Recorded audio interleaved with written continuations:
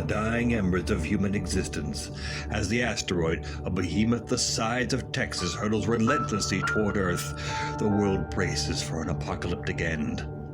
Deep beneath the bunker, a refuge plunges into the bowels of the Earth. Here the chosen gather, their purpose clear, to preserve the very soul of our civilization. The 35 and 70mm prints that encapsulate the magic, the emotion, and the dreams of generations past. These masterpieces, each frame a testament to the human spirit, are carefully cataloged and cradled in the cavernous confines of the bunker. Perhaps there was room for more, for friends and family yearning for salvation, but sacrifices must be made.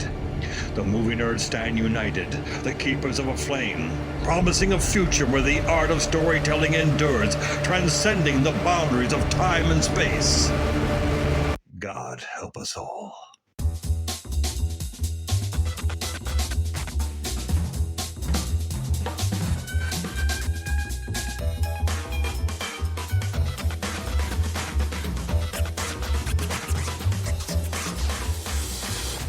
Welcome to Back to the Frame Rate, part of the Western Media Podcast Network.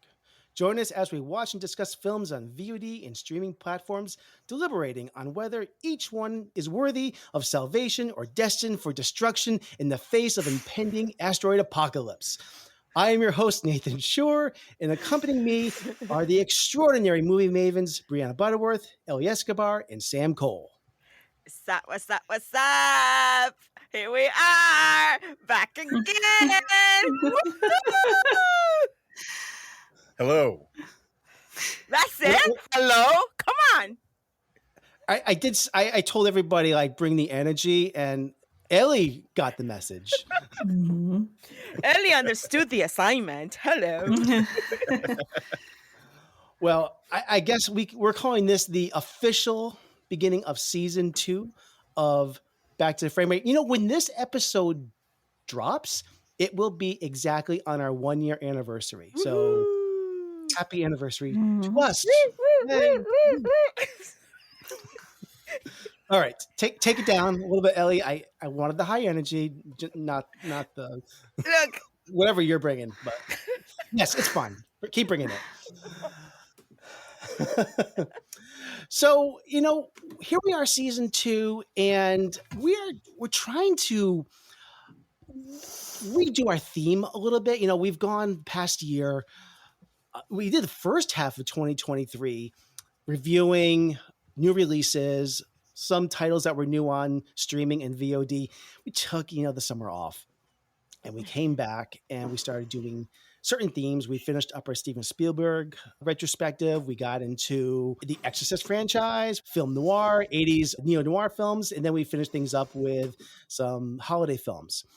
So we're not necessarily going away from that, but we're refocusing what we're doing in 2024. We're going to keep doing streaming titles, VOD titles. We're not necessarily going back to the theater because it's challenging for us with our schedules. As you've heard in our opening voiceover segment, we have created this storyline for our podcast. Like there's a giant asteroid that is going to crash on Earth, and the 4 of us are going to be the lone saviors of all of the celluloid, the cinema, the purveyors of the human history that must save all these great films. But we cannot take all of these movies with us. We have to be very choosy about this, nor can we take more than the 4 of us. We're the only ones that can fit in this fallout shelter. And we will be repopulating the Earth.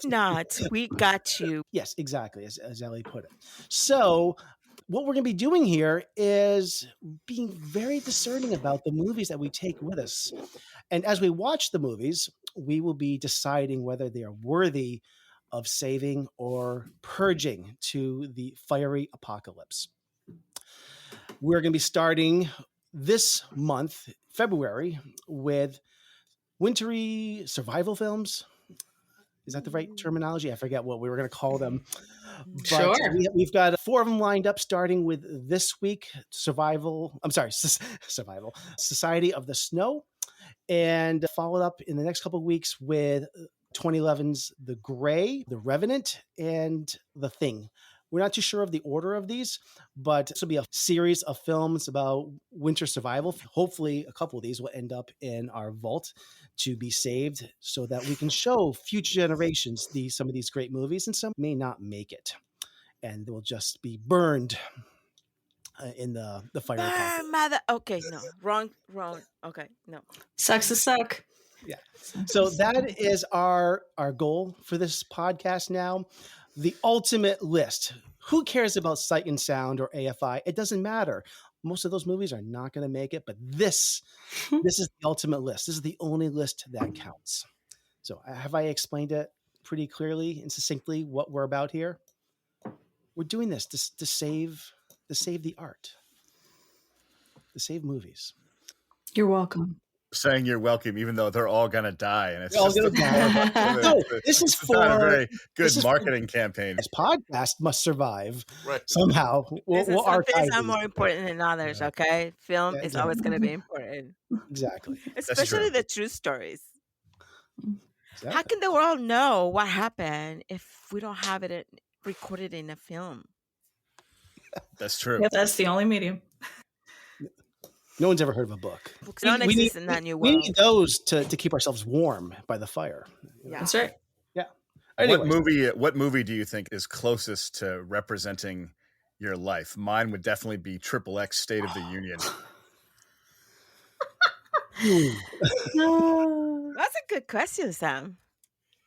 I don't It know. is a good question. The writers just brought it in, actually. Thank God the strike's over. I don't know. That's a good question. probably Wallace the and Muppets Gromit. of Manhattan. Maybe. Yeah, I I was don't going know. to say Wallace and Gromit. I too am like enchanted by Wensleydale. Yeah. Chicken Run. I Maybe. might have to oscillate to Mr. Toad's Wild Ride, the Disney movie with the toad that loves motor cars. I really relate to that. That's a pretty Anyway. good one. Well, But they're let's- not on the chopping block tonight. No, none of them are. This is a minor derailment there. That writer was fired. Yeah. Poor things. That's my life. the movie that is, I guess we can call it on the chopping block this week is Society of the Snow. I have a teaser and I'm going to play the teaser, not too much of it, but I'll play some of the teaser and then I'll get into a synopsis of it. So hang on there. Here we are. Pregunto para quién serán esas imágenes. Tal vez sean para nuestras familias. Volveremos a vivir en su imaginación.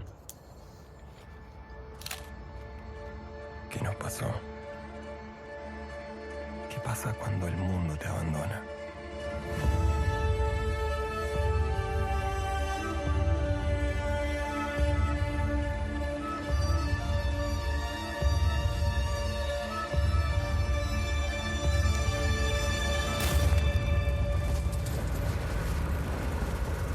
¿Qué pasa?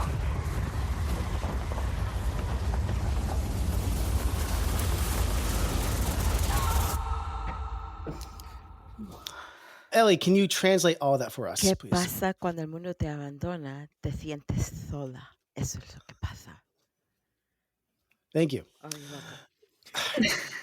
So Society of the Snow, I'll just mention a few things about this, is a 2023 film directed by J.A. Bayona. Sam, correct me if I'm wrong. Is this the director from Jurassic World Fallen Kingdom? Yes. And a quick comment on that, though I'm not a huge fan of the screenplay of Jurassic World Fallen Kingdom, I must say Bayona's direction does really well with the action scenes and editing. He's a great director no matter what he is handed, you know. He did a fantastic film, I think 10, 11 years ago that I love called The Impossible, which is a fantastic disaster movie about the tsunami that hit, was it Thailand? Oh, in 2004? Is that what it was? Yeah. Yeah, it's really- fantastic job with that movie. He really did. So this, I'll just read a quick plot synopsis. This is centered around the Ugarwin. Is that, oh my God. Is that how you say it? Uruguay. Uru- Ugarwian. You mean 22 Uruguay. Uruguayan, 1922 Uruguayan? Yeah. Andes flight disaster. I'm sorry, everyone. It's an adaptation of Pablo Vierse's book by the same name, which documents the accounts of all 16 survivors of the crash, many of whom Vierse knew from childhood. In 1972, oh my God, I can't say the word. Those People from Uruguay. People from Uruguay, the Air Force Flight 571 chartered to transport a rugby team to Chile, experiences an unexpected incident and crashes into a glacier in the heart of the Andes. Of the 45 passengers on board, only 16 managed to survive, trapped in one of the most inaccessible and hostile environments on the planet. They're forced to resort to cannibalism to stay alive. Their survival would depend on decisions they make in the midst of this desperate situation. What did each of us think about this movie?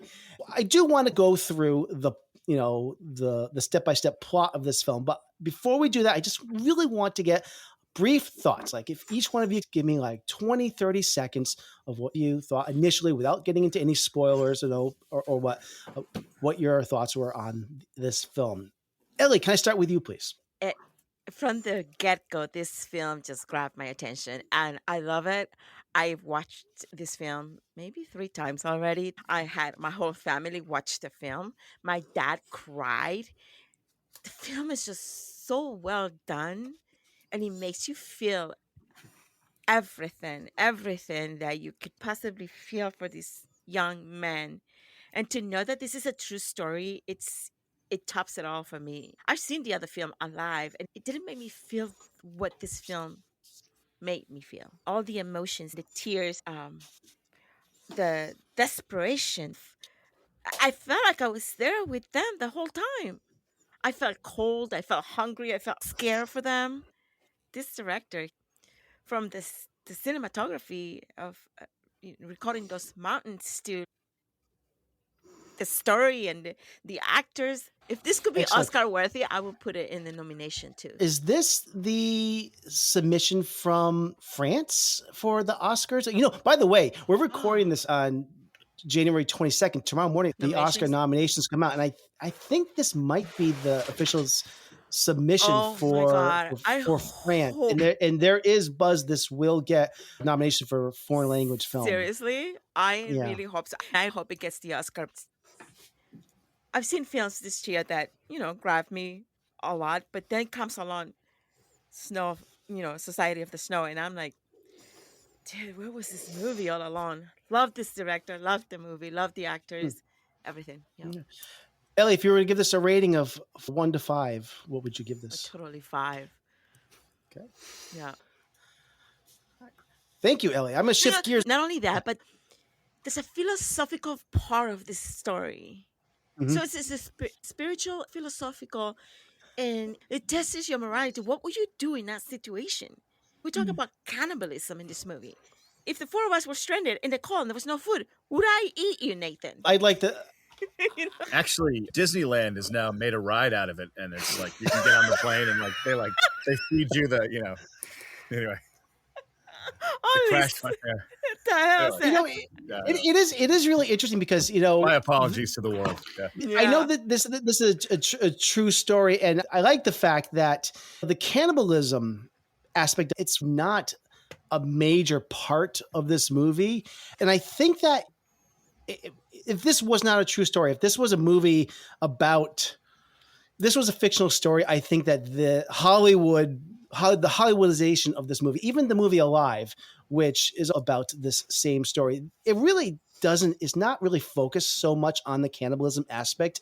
But if in other hands, it would have been all about these characters creating factions against each other, and there would have been a lot of tension. And this movie is not about that at all. It's really about the ethical dilemma about this, which I am kind of happy that it doesn't go there at all. There's a very Catholic, very religious man, right? Mm-hmm. And that religion goes into this whole screenplay because it's like you're going to be tested with philosophical and religious questions. Right. This is a sin. I love how it played out and the philosophy. when the guy says, even in the trailer, when he says, what happens when the whole world forgets you? That's how they felt. They stopped looking for them. What happens when the world forgets you? You're done, right? What do? What Hmm. happens? You feel alone. You feel let down, right, by society. Hmm. So you only have each other, which is the friends. And I totally dig this film. And I love that I saw an interview with the director, and he talks about how some of the shots were actually done in the Andes, the actual site where the plane crashed. Yes. Oh, Yeah. And I saw the interview with some of the actors, and people think acting is an easy thing to do. Acting is not easy, especially if you, as an actor, give yourself to the whole story. These actors were in a very strict diet at one point to look as skinny as they did. One of the actors says they were fasting and they would have like an orange and a piece of bread every day and then fast. And then, Yeah. at Yeah. high altitude, your body starts to lose more weight. So, They did a right. great job with these actors making themselves look like they were losing weight. In reality, these survivors lost like 100 pounds Wow. in those 2.5 months. One of them was 200 pounds, and when he was rescued, he was like 95 pounds. Damn. It's insane. Yeah. I'd like to shift gears and hear what Sam's thoughts on this. So I definitely agree with Ellie. I thought the movie was amazing, and I didn't know much about it before. When I heard that J.A. Bayona directed it, I got really excited. And I was not expecting how visceral and real it was. I felt like I was trapped with them there as well. And I loved the pullback shots of showing how isolated they were. And I Yeah. just felt it, everything about the movie felt so authentic and real. The production design, the sound design, the acting, the docudrama feeling of focusing on all the real people and their dynamic created the tone of the movie. And it's such a harrowing situation in real life. I can't even imagine what it's like. So it was fascinating. I was glued to the screen watching it unfold, and you can't help but place yourself in the situation and go, would I survive, or what would I be like in this group? It's so immersive, the filmmaking. And when they would go on trips to try to find the battery, and you would just see how hopeless it was going up the mountain. I mean, it was just harrowing moments in this movie where I was really riveted. So I loved it. Yeah, that's Remember, my these were young kids. They were like in their 20s, early 20s, and yeah. Yeah. All 20 it's to like 25 or 26 years old. yeah, Their captain might have been 30 or 31 maybe, or but something. Yeah. to have that will to survive at that age and to know what to do, you know? Yeah, Well, just I think what helped them survive is the fact that they were a rugby team. Rugby as a sport, where they're working together is essential to a team's success. Teamwork was part of their Yeah. DNA. And with sports like rugby or soccer or football and the rest of the world, the concept of teamwork is imperative. Everyone on the field has a role. If you watch these sports, it's like watching an orchestra play together. Yeah. And during this crisis, they just applied that same work ethic, Yes, that they did. teamwork concept to their survival. If this situation happened to a set of perfect strangers, I think the result would have been far more catastrophic. Yeah, absolutely. Yeah. Remember Yeah. the element of friendship, because towards the end of the movie, he says that they're almost giving up, that as a friend, you're going to do whatever it takes, even if that means dying for your friends. Mm. And I thought that was so powerful. So, Sam, before we get too far, what is your rating for this? so and this is like the smart. It's like I know you may. Did find you say this 5? irritating. You might have said 5. I forget. I know this is. I was gonna give it 4. Okay. And the only reason for that, and then I know this is like nitpicking nonsense, I find the title "Society of the Snow" slightly dry title for such a good movie. I don't know what a better title would be, but had we Wait. not been assigned to see this film for the podcast, I might have skipped it because of that title. Without Are even you docking points for the title? Yes. Yeah. That's so cheap, man. I know. Yeah. Okay, it makes sense though. Society of, that's not why, because they're like a society of friends. But the word society, it's like the movie's so riveting and so emotional. For me, the word society conjures up an image of like taxation and like, Taxation. and You would government. make it It's more, taxation? I just thought it'd be a movie about like Lord of the Flies in the snow or something. It should be something like, I don't know. That's my, it's just Sam, my reaction. that's a bullshit excuse. I'm telling you. No, I just the word society. Should I go dig that hole in the backyard now? Yeah. All right. I just thought it could have had a stronger title, but that's not even their fault. Like I know it was like a book or a documentation, so it's just a thing. Yeah. But I love to hear they what. couldn't have called you I ate you. Well, no, I hate you. Yeah, that'd be a Just, bad title. just 3 letters. Yeah. I ate you. I'd watch that. Something I just thinking in a marketing department, something more riveting, like Society of the Snow. It's like I picture a bunch of people like reading books in a library in the snow. Like it sounds like a Jane Austen novel or something.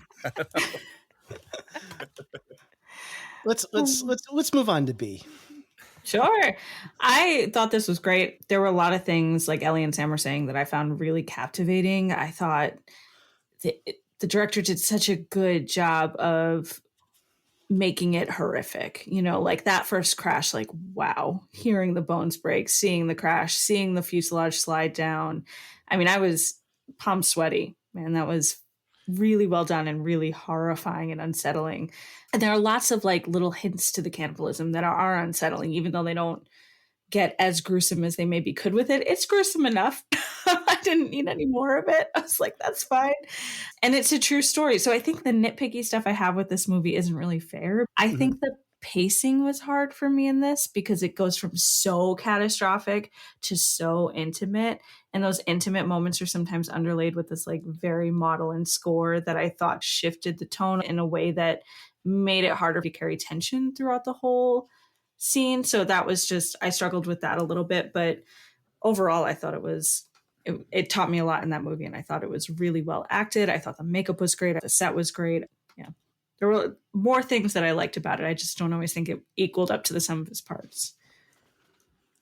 I think the intimate parts were meant for you to have those emotions, to live in that, playing with them. I totally hear what you're saying, but without them, it would have been just action and big things. And I'm like, I love those intimate moments in that movie. And that's what connected me to the movie the most. Yeah, I often do prefer those. I'm not a big action movie person. I just thought they weren't well paced within the scope of the film. All right. Do you have a rating, B? I gave it a 3. Okay. Damn, that's poor. Gonna have to dig another hole in the yard. At least I won't be alone. So it's There we go. looking on the bright side, you know. You got company. Your book can go home, I've been working on the become road. ghosts or something. Exactly. If I become a ghost, Ellie, I'm just gonna float around you all day, like 1998. You'll be like, shut up, go away. No, I just go like this, like boom, boom. Yeah, exactly. You like bop me on the nose. I'd be like, stop it. Be like, cállate, cállate. Cállate. AOS Porco Gordo. Muy Stop it. No, Yeah, gordo. Stop No, it. sí, a gordo. Yeah. Not anymore. Oh, thank you. I appreciate that. This is the best episode yet. Yeah. We started it with a bang, and I literally bang, bang. That's true. Okay. Well, I guess I'll throw my 2 cents. I found this to be a brutally honest account of what happened during these 72 days in the Andes. I benefited from some incredible production value, actually filming on location in the Andes. It had a great sense of scale. There's great moments where several of the survivors are hiking up that mountain to look for that tail of the plane. They look back down the mountain and they can't even see the fuselage. And it sets in that moment of how impossible it's going to be for a plane to spot them. And like my heart sank at that moment with theirs, knowing that it's going to be on them to save themselves. As one of the most aggressively violent plane crash sequences I think I've ever seen in a movie. Teetering on gratuitous. I've never seen anything like that. And I've seen a lot of plane crashes in films. I think the script was solid with several scenes that really pulled at my heartstrings, one of which was from Liliana's husband. And he mentions how his wife's death just makes him want to bring love home to his kids even more and shower them with more hugs when he sees them. I forget the dialogue in the scene, but really I found very effective. And how he talks about as he's trying to save himself, he's pushing his, I don't want to spoil too much, I probably shouldn't, but this is a true story. As he's saving himself, he's also dooming his wife at the same time. And there's another in which one of the characters named Arturo is summing up the point of the whole movie, and it's about his faith. And which is kind of the key to this whole movie. This movie is about faith. It's not necessarily about faith in God, but faith in each other, in humankind. And Arturo's speech carries on something like he doesn't believe in God anymore. He says his God doesn't tell him what to do on the mountain. The fuselage is his heaven, and he believes in the God of perseverance. So it's a wonderful moment. There's a lot of wonderful moments about these characters coming to terms with their situation, and it's some great dialogue in this. But this movie isn't without some flaws, and I think it is adversely affected trying to make us care about too many characters. And I get it. The idea of the story is that everyone in this team was important. They're all important, and they had distinct personalities, and probably each one of them was worthy of spending a lot more time with. But in the movie medium, there is a reason why stories, like characters often have characters that they create like an amalgamation of several characters, and we spend time getting to know a couple of them intimately. Mm-hmm. And I appreciate the notion of honoring these characters in this film, but I don't think it was the best choice for this style of story. Disagree. It's because I could have watched this if it was a miniseries and we were spending more time getting to know these characters. If we had spent a half hour before the plane ride even happens getting to know these characters, I felt they tried to cram in so much character, so much story, but I didn't get enough still to know 16 plus characters. The film stops at the 2-hour 12 mark, and then there was 14 minutes of credits. Oh, okay. Yeah. But I was really lost for the first half hour of this movie. Who am I supposed to care about in this movie? Who? Nando, Arturo. But there are so many characters that I had a hard time latching on to. Who are my emotional touchstone characters here? The opposite is true with a movie like Alive, which came out 30 years ago, where obviously you got Ethan Hawke playing the character Nando, and he's our star for the most part. But that's a whole nother story. But this movie, I had a really hard time finding who are my characters that I need to like really grab onto. There's so many characters. This movie needed to be a 3-part or 5-part miniseries. I could have spent more time with these characters, getting to know them. Give me those flashbacks of them growing up and being more of a team. We only have like one flashback of them playing rugby together. I would have loved more of them in the locker room, hanging out, getting to, that. But I don't think that was the point of the story, Nathan. The point of the story was the survival. I know that, but that would have made me more invested in their survival. I know what you mean about there being a lot of characters. I had trouble distinguishing at times because there was a lot of them. But for me, personally, it didn't take away from the emotional experience of the movie because I was watching their situation unfold as a group. So I hear what you're saying, Nathan. I just had I kind of liked the docudrama. We're all in this, and I know it didn't zero in on people, but the whole experience swept me up in it. I did find following the number of people a bit confusing at times, but I think that was just me, and it didn't take away of my enjoyment of the movie. Yeah, it is kind of a nitpick. And I think the story probably translates better to being a novel. I think this is a hard story to tell as a movie. This is the third telling of this movie. This story has been told now in 1976 by a movie called Survive, which I understand is not very good. I've never seen it. It was done in 1993 with the movie Alive. I think this is probably the best version of it. I have a better title. I just came up with a better title, guys. I just came up with a better title. Downward Slope. Just kidding. Okay. But anyway, I think those are my highs and lows of the movie. I'm still going to give it a 4 because I think there's a lot to love in this film, but it's held back a little bit just because I think the plotting of this movie could have been a lot better if it had been a little more focused on less characters. It still could have been the same story if it had been more focused on not spending so much time with all the characters and giving me more with less characters, spending more time with the characters early in the movie, on the plane, before the plane ride, so that I would feel more invested in their survival. I didn't see any flaws, and I connected to every character that was talked in that movie drove me in, and I had an emotional connection to each one of them so much that I didn't want any one of them to die. Mm. So that's the effect I had from this movie because I wasn't. I think what happened to me is I wasn't looking for flaws. I was looking for the main character of the story, not human character, Mhm. but the actual character of the story. And that's what drove me in, and that's what connected me to it. Okay. I do want to kind of go through briefly some of the plot points of this movie because there's some great moments in this that I think we need to talk about. So there's the crash. We've already kind of talked about this crash. It was one of the incredible, brutal plane crash.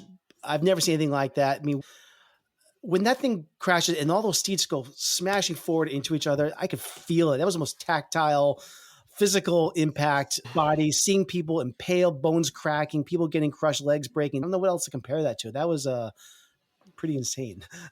The whole movie felt tactile to me like that. I felt the pain, the temperature, the weight of the snow when avalanches would come barreling through. We'll get there, yeah.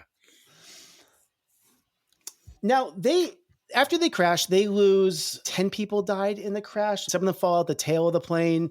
A few die from their injuries overnight. And by day 7, I think maybe somebody can correct me if I'm wrong, is when they run out of food and make the decision that they need to survive by eating the dead. Now, that's a big linchpin moment for this movie. Is it only one character? Is it Nando, or are there other characters that are the ones that feel like this is against the religion? No, I think there are multiple characters. I think it took more than one day to decide, too. Was he the only holdout then at the end? At the end. There were so many characters. I was really kind of confused. Who are the ones that are against this, or who are the ones that did? Not everybody was able to do this right away, or was voted for this. I don't know if is it Liliana? What was her name? I think she maybe didn't want to do it. Yeah, I'm not sure that she caved in. She did. Yeah, I'm pretty sure she did. At the end, they all didn't want to, but I mean, except for the ones that really saw the logic in doing it, so they don't know how to die. Yeah. But I feel like in a group of people like that, there's always going to be some that are leaders and lead the group, and yeah. I have to say, in a different movie, if some character says that if I die and you have permission to eat me, it would immediately be like that person's offed immediately. I think I was waiting for, well, that person's dead. Once they say that, well, you can eat me if I die. So yeah, there would have been the whole was there. The whole what? What were you gonna say? Drying the meat, drying the flesh. I was like, oh my god, yeah. It had the logistics of curing human flesh hadn't really occurred to me until this movie. Did they do that? It made it seem like they just like cut out hunks of people's flesh and just started chowing on it. Like they really weren't doing that. No, they were drying it, and I don't know what was depicted clearly and what's just from my reading on it, but they were drying it, and that's what made post avalanche really hard because they didn't have that opportunity. What I love about when Nando's sister Susanna dies also, that's around day 9 or so. And he's like knocked out for a while as well. I think for the first like 3 or 4 days, and he comes to, and that's when his sister dies a little bit after that. So yeah, the avalanche, everything leading up to the avalanche, I thought was a beautiful moment because that's when they are sitting around in the fuselage and it's this great moment of levity where they're joking around and I think they're just saying like things that they're thankful for. And the mountain just punishes them for that. Mm-hmm. And avalanche happens. Then it's like second avalanche. Now, what I read afterwards is that in this movie, I think in both this movie and the other in Alive, it depicts them that they were buried for 4 days in there, but in reality, they dug themselves out after 2 days to find out that they were in the middle of a blizzard still. And so they hunkered down for another 2 days during this blizzard and weren't able to reemerge for another 2 days. It was 4 days in total that they had to stay underground. What a testament to the human spirit. I think insane. one thing about them being rugby players too that we didn't talk about is these are athletic people. These are people whose like lungs and fitness level can handle high altitudes, and blizzard was their one saving grace outside of each other. Yep. Yep. And it's so 17. So I'm trying to remember between day 17 and day 58, they're just in survival mode. They're waiting for the rescue plane. It wasn't until around day 58 where they learn that the rescue mission has ended. At some point, they go out to look for the tail of the plane and the battery. I think they were just looking for a way out. They found the tail of the plane and then they were like scoping around and they found supplies and the battery. And is that when they bring the radio with them too, which they find out does not work? That might have been what that was. Might have been before. So shortly after that, Numa dies, and around the same time, Nando, Tintin, and Roberto leave for their 10-day trip to Chile or bust, pretty much, to see if they can find civilization. And they eventually do get there. One of the things that is glossed over is that we don't really see much of those 10 days of them traveling. They are in a green valley and they find the man on the horse. That's part of the true story, that they find somebody and they communicate throwing a rock with a note across a river. And eventually they bring the helicopters to rescue them. They could only take about half of the survivors back, and then half of them had to wait another whole day to be rescued for another helicopter to come and get them. I wouldn't have minded seeing more of their 10-day journey and them kind of hiking and walking. I liked that. Yeah, I did too. Yeah. I did too. Yeah, that would have been awesome if they added that. That was so cool how that worked out. Yeah. Some good documentaries on YouTube with the actual real survivors that they talk about their ordeal. That's how you can really get the real gist of the story of what happened to them. Roberto is the one that tells the ordeal of everything that happened and what they had to go through and what he had to go through walking to find civilization again. What do you guys think about the ending of this film? It shows them getting rescued. I actually really liked there's about 30 seconds where after they're rescued, we sit with that wreckage and that fuselage for, I don't know, it might have been like 20, 30 seconds, but it's actually one of my favorite parts of the whole movie, where you just hear the wind and we're just there with the abandoned wreckage. That was one of the most powerful moments of the film. That was great because it was so empty and desolate kind of theme hitting home. I think for me, the moments they went out to go to the tail of the plane, they went out to go to this, there was so much back and forth that it became a little formulaic. That's where I struggled with the pacing. But it's a true story. Like, how do you not tell that? I don't know. That's the parts that I struggled with. But I thought it was bookended with such powerful stuff. Mm-hmm. Yeah. Did everyone watch this in the dubbed or the subtitled version? I watched it subtitled, Spanish subtitles. Yeah. Funny thing is, I'm watching this, and I think for the first 3 or 4 minutes, it was the English dub version. I didn't even realize it. That happened to me too. Me too. I got confused. Yeah. And then Netflix, I noticed the movement of people's like lips were off, and I was like, okay, I got to fix this. Yeah, so if anyone's watching this, make sure you're watching the subtitle version, because it defaults to the English dub version. And at first, it looked like it was synced up for the first couple minutes, and then all of a sudden it was slightly off. I'm like, no, because it starts off with narration, and I didn't think about it.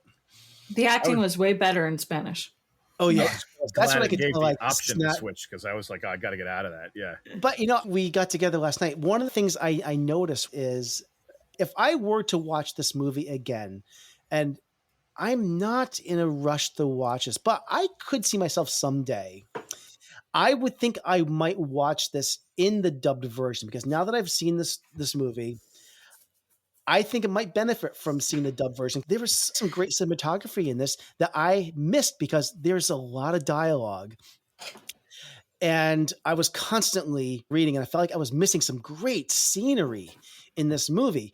And vice versa, I was distracted by some great shots and some great moments in this that I missed some of the dialogue. So if I ever were to watch this movie again, I might watch the dub version that way so I could focus on just the visual aspect of this.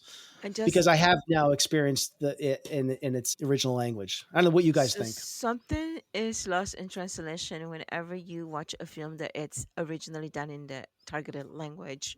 Mhm. When you are an actor and you speak Spanish and you act in Spanish and you bring your character to life in Spanish or the story in Spanish, it will never translate to the English. The emotion is going to be different. It's going to be perceived differently in English. English is a more colder language. Spanish is a warmer language, and we are more romantic about how we describe our situations at present. When you watch the film in Spanish, if you understand Spanish and you watch without having to read the subtitles, that's when the emotions come through a lot better than if you're reading subtitles and trying to connect to the film.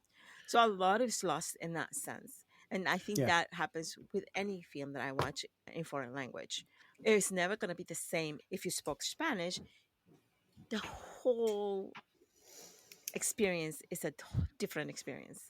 Yeah. I agree. For me personally, I always prefer listening to the original language and just reading subtitles. Like I am not a fan of dubbing. Hearing dubbed English with other actors doing their voices would just throw my Yeah. brain off. I have no problem reading subtitles. It never conflicts with the image for me. Yep. Even as a kid, Dances with Wolves, lots of subtitles there, no problem. I was just like, yep, I prefer it. Yeah. Yeah. I prefer hearing the language. Yeah. There's I something don't. about hearing I it don't. in the actual Mm. targeted language that makes sense. Yeah, and I And can, it's even though I don't speak Spanish, I can feel their emotion better in in their yeah, original. Yeah, totally. So it interesting translates. though. Yeah, Why does it translate so well with some animated films? Like Miyazaki, he casts so well for his English dubbed versions, and I don't mind those. We're talking about true, animation though. but like animation is Animation's different because you don't have animation. that You can, whole like yeah, syncing is Yeah. We're but talking about it's an interesting thing. yeah. Ellie, you as our resident actor here, have you ever been dubbed in anything? No, No? Okay. no. I've done films in English and my language is spoken in Spanish. And it's funny because I did a film where the director first says, "You're gonna say this in English, right?" That he wrote the script and he wrote me in with the English language. Once I was on set, he decided to change it. And he goes, "I feel like this is gonna come through better if you speak with your own language." And sure enough, when he switched the whole language to Spanish, he says, "Can you do this in Spanish?" He didn't have to rewrite it in Spanish. He says, "Can you read it in English and can you just speak it in Spanish?" I'm like, "Sure," because that's what I do. Like, I can look at it scene in English and automatically switch to Spanish and say it because I'm fluent in Spanish. So when I did that, so I think I I, I don't think that would ever be. I don't like dubbing. Period. So I hope they never do that for me because it's gonna look really weird. But that's the only thing that I've experienced in on set where it was written in English and then the director was like, "I have an idea. Why don't you just say it in Spanish? I think the emotion is gonna come through better." And it's because it's my language. And as a Spanish speaker, the emotion is gonna be different as if I say it in English. Some of my acting coaches have noticed that too. When I do a scene in English, the emotion is it's not as warm or and it's something is a miss. And then when they had me do it in Spanish, it's like nailed it. Okay. Yeah. All right. Well, I think it's time to make a very important decision about Society of the Snow. So we have to Fire to the decide death. whether this movie is going to be saved, stored into our vault, our shelter to be seen by future generations, or purged out forever, never to be seen again, as if it never existed. And I don't know if we haven't really talked about like personal criteria for this. I mean, we don't have to get into a big debate over this, but I mean, we don't have to get into a big debate over this, No, I think we should keep that fun. okay. We'll keep our cards close to the vest, I Why? guess. I like to be challenged. Okay. Let's Yeah. challenge me. Let's Mhm. go for it. I Marcelo think said the only I think thing, listen, Marcelo in the movie says, the only thing we have left is our life, and we have to fight for it. So I'm going to fight for this one. Hey Sam, welcome back. Oh, hello. Right. Losing. I noticed my laptop was low on power, and I don't know if I brought the right charger from home, but we'll see. We almost cast our votes without you, but we waited.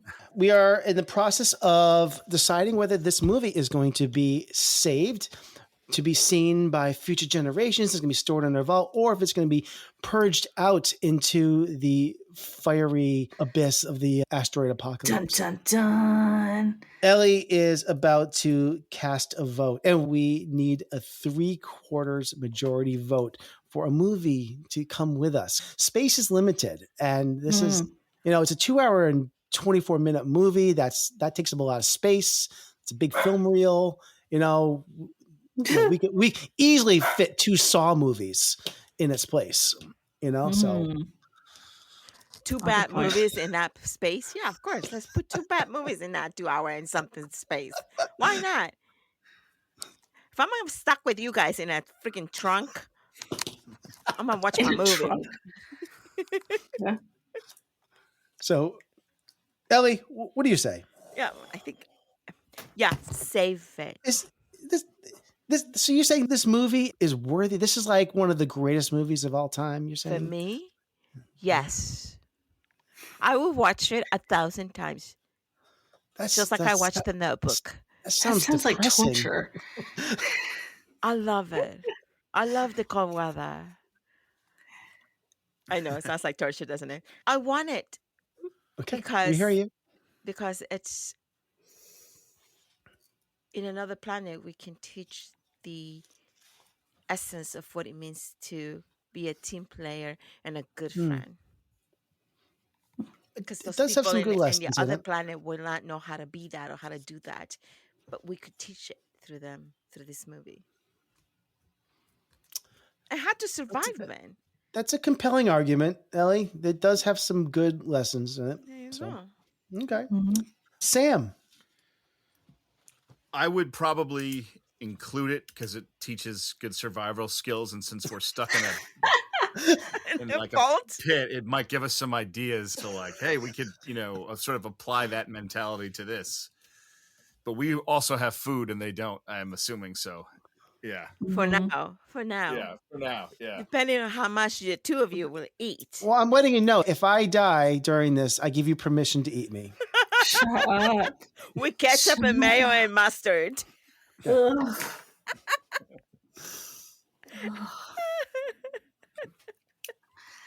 Done. Ugh. What is? It's just a Graphic. body. What's a body? It's just a body. Oh my god, I can't. I can't. B, is this movie saved for future generations? I actually think yes. It's not, I didn't think it was like an incredible feat of filmmaking, but under the construct of the world is ending, I think we need to teach people real life stories that happened beforehand. And I don't know on this pod how many opportunities we're going to have to watch movies that are based on real life events. There you So go B! throw it in. Yeah, shock it, wild card. Here we go. Sorry, Nate. I don't know what your opinion was, but we're 3 for 4. Well, I was on the fence, but Ellie, your argument swung me. to say yes. I was thinking about the quality of this film, Mhm. and I don't think this is even close to a perfect film or even necessarily a great film. Mhm. But I do think that there is a certain place for this film that has value for future generations, and generations. it is worth Yeah. seeing. And Sam, it does have life skills that Exactly. Really specific life skills. Really. That's very specific life skills, and it definitely could come in handy. Especially how to dry meat. Yeah. So Oh. I have this special sound effect. I would just eat eyeballs and teeth, but I'd savor us. So this is very important. I have this sound effect queued up here. I might replace this down the road, but this is all I got for now.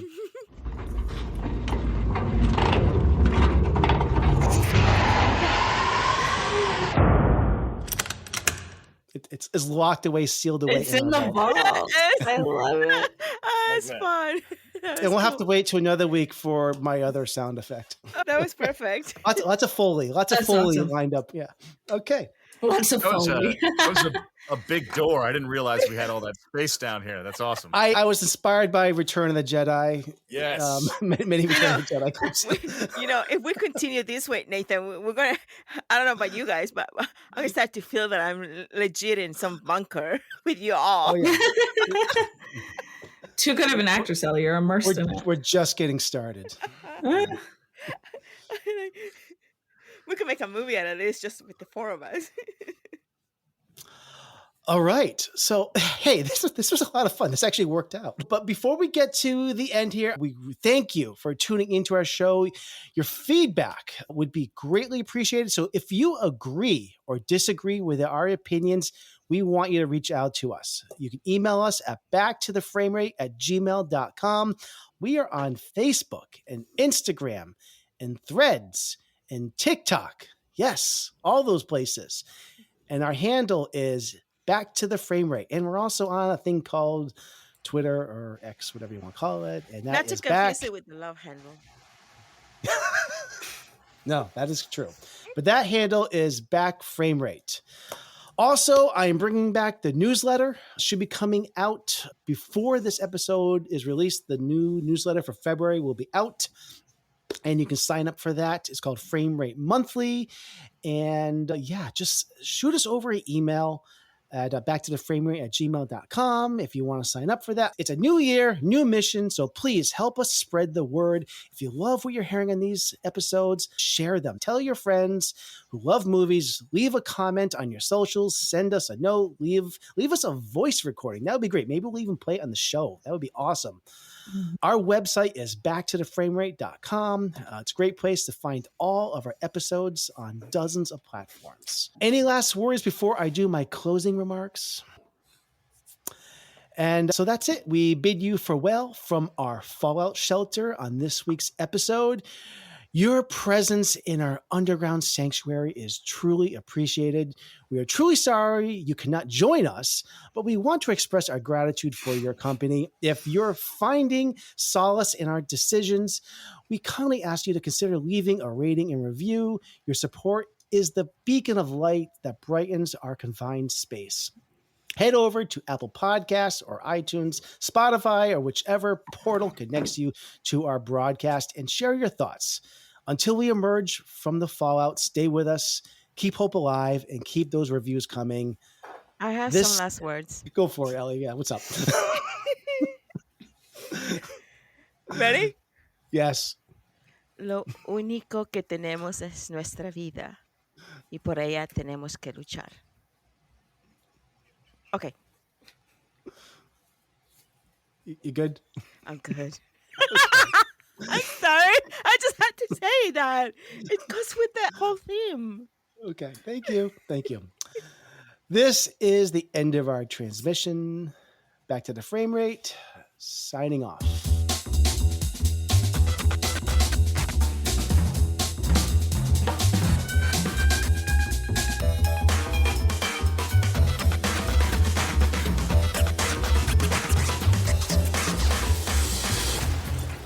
I want you to know it's over. Well, bye.